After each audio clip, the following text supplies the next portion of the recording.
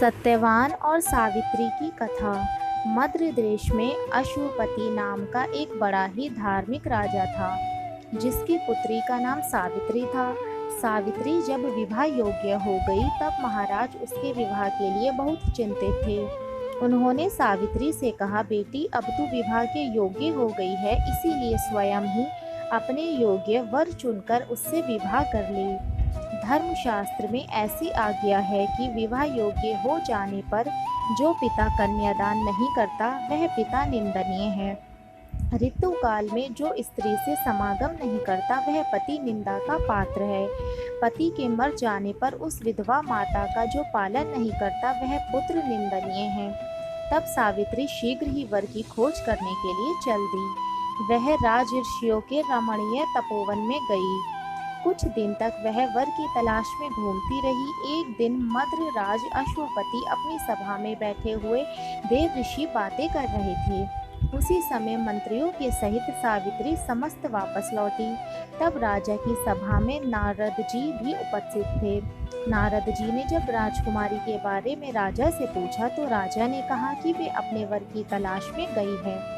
जब राजकुमारी दरबार पहुंची तो और राजा ने उनसे वर के चुनाव के बारे में पूछा तो उन्होंने बताया कि उन्होंने शाल्व देश के राजा के पुत्र जो जंगल में पले बड़े हैं उन्हें पति के रूप में स्वीकार किया है। उनका नाम सत्यवान है।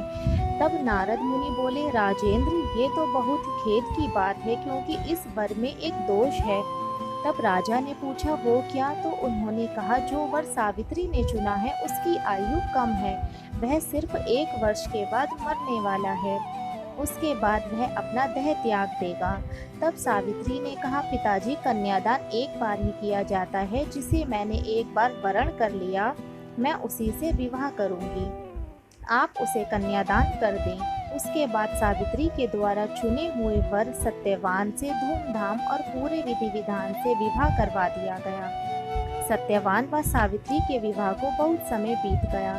जिस दिन सत्यवान मरने वाला था वह करीब था। सावित्री एक एक दिन गिनती रही। उसके दिल में नारद जी का वचन सदा ही बना रहता था। जब उसने देखा कि अब इन्हें चौथे दिन मरना है, उसने 3 दिन व्रत धारण किया। जब सत्यवान जंगल में लकड़ी काटने गया तो सावित्री ने उससे कहा कि मैं भी साथ चलूंगी। तब सत्यवान ने सावित्री से कहा, तुम व्रत के कारण कमजोर हो रही हो। जंगल का रास्ता बहुत कठिन और परेशानियों भरा है, इसीलिए आप यहीं रहें।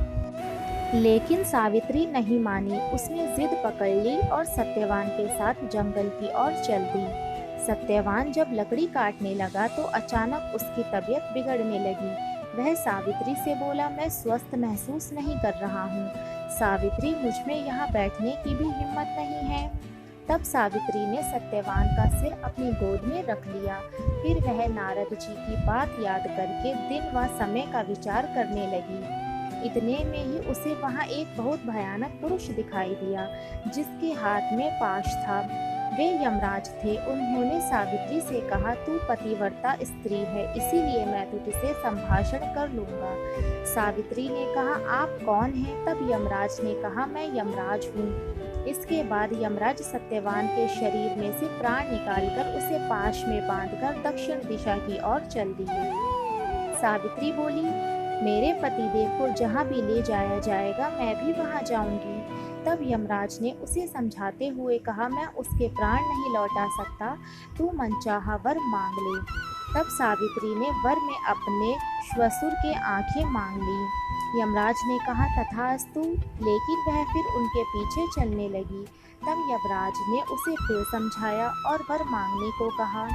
उसने दूसरा वर मांगा कि मेरे श्वशुर को उनका राज्य वापस मिल जाए।